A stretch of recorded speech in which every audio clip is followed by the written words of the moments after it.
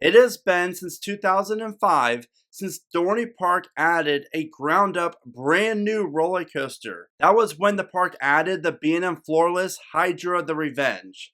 Fast forward to 2024, and we now have Dorney Park's new roller coaster, which will become the park's 8th roller coaster, and this thing looks like it could be the best one at the park. My name is Brandon, and welcome to my channel, Theme Park Predictions, and I'm going to share all my thoughts on this coaster and what it means for Dorney Park in the future going forward. Because I believe that this roller coaster is not the first one planned for Dorney, and we're definitely not going to have to wait that much longer before the park gets their next one. But a lot of that depends on you. Now, let's get into this. This is Iron Menace, a brand new B&M Dive Coaster that seats 7 people across, and it's located down in the old area where the Stinger roller coaster used to be located. Now this is the definition of bringing new attention to one of the slowest areas of any theme park out there. So this is a welcomed addition for Dorney, and particularly this area of the park.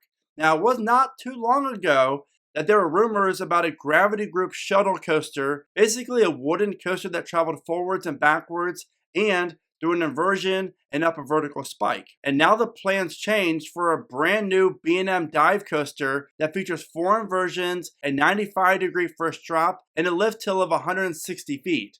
So I would like to know in the comments, are you satisfied with this, or would you rather have the gravity group shuttle coaster over the B&M Dive? Because in my opinion, the dive coaster just checks off more boxes than the wooden coaster does, and I feel like the GP would love this ride even more. But the main thing is, with the leaked blueprints of that shuttle coaster, it appeared that Dorney Park was going to plan on removing Possessed. And I love Possessed. It's honestly probably my favorite coaster at Dorney. I just really love Intamin and Pulse coasters. So I'm glad that we're getting a B&M Dive over the Gravity Group shuttle coaster that would also resulted in Possessed being removed. But enough about the past, let's talk about Iron Menace, because at the first glance, this dive coaster looks really good.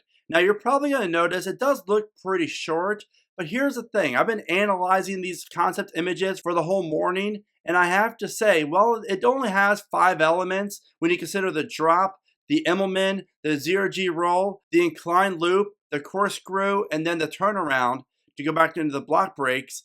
This thing is really tall. So while most mini dive coasters feature a lot of smaller elements and elements that are lower to the ground, you're up there on this one.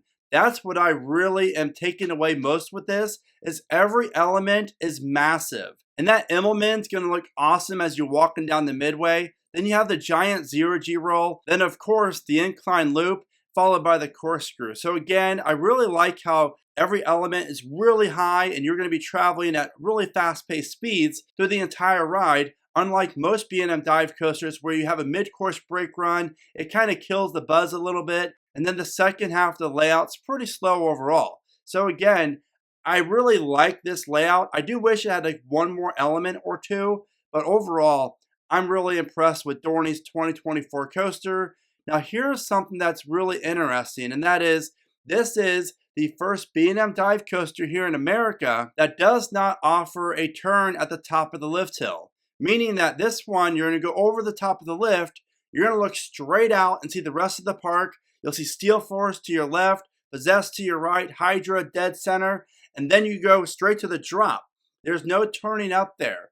And I love this. There's one like this, I believe, over in China already, and I've always loved this concept because to me, it's a little bit more intriguing as you go up the lift hill, you're at the top, then all of a sudden, you're at the drop. It gives you really no time to think. Plus, this will also help with capacity. As I'm thinking about it, there's actually one more coaster just like that, and that's Baron, which is located over in Europe. And that B&M Mini Dive's a lot smaller than this, but it does not offer a curve at the top of the lift hill. Now back to Iron Menace, this coaster features a dark orange track and the dark gray supports. I love the color scheme. Visually, this coaster is going to look fantastic on Dorney Park skyline. And if you've never been to Dorney Park, you know you have to go in 2024 to ride Iron Menace. But not only that, but Dorney Park honestly is one of the best well-ran parks there is, whether it's Six Flags, Cedar Fair. It's just so good. And every coaster is really fun. The park is clean. They have a great kid area. Their water park is fantastic as well. I've been lucky enough now to visit Dorney Park around 10 times. And I have to say, every single time I've enjoyed myself and I got a ton of rides in, and the park is just a really nice atmosphere.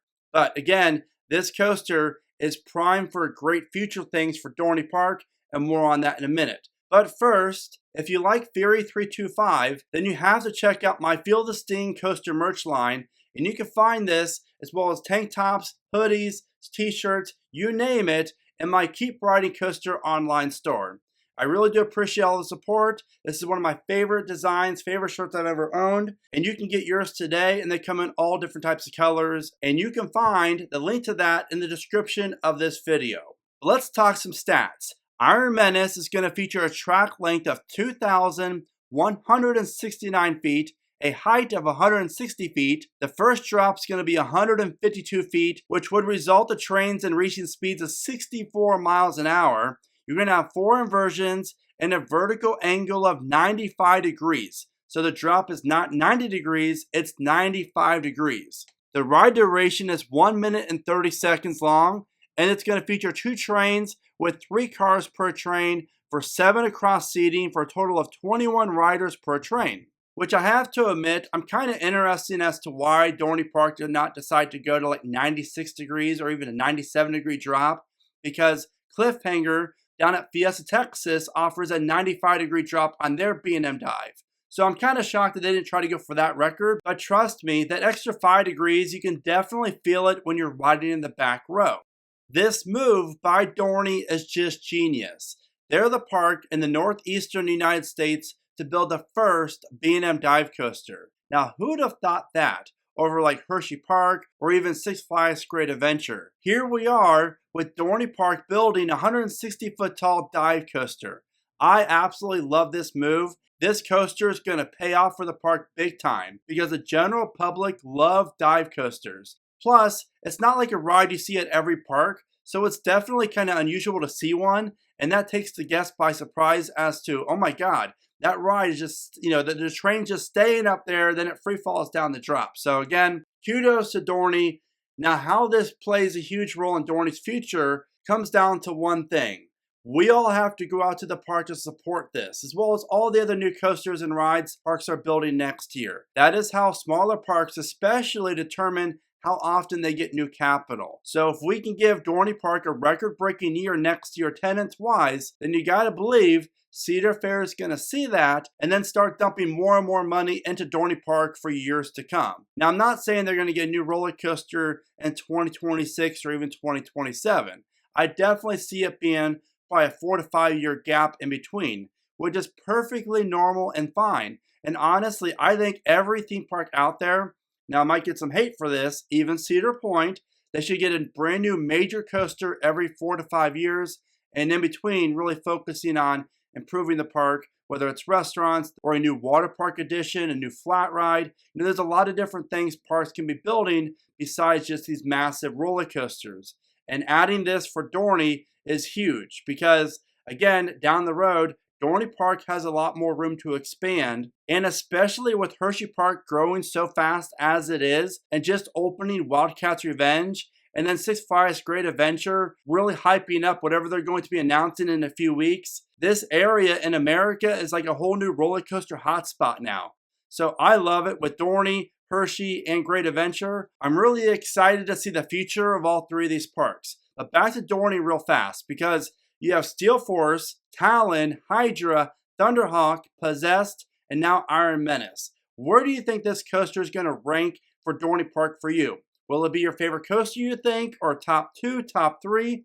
For me personally, I can really see this coaster being a top 2 at the park for me. And good job, Cedar Fair. I really love how you're investing in the smaller parks now, with Zambezi Zinger opening at Worlds of Fun this year, and now Iron Menace opening at Dorney Park next year. Valley Fair and Michigan's Adventure, you're next. My only hope is, with Iron Menace, Dorney Park decides to open up earlier in the season, because usually they open up, I believe, in like mid-May, which just seems really late for me because the weather up there isn't that bad, and Knoebels and Hershey Park and other nearby parks open up much sooner than Dorney does. So hopefully with this new mega coaster, Dorney Park will open up maybe, let's say, sometime in April instead of mid-May. With all that said, what do you guys think about Iron Menace? Be sure to let me know in the comments all your thoughts. I cannot wait to read them.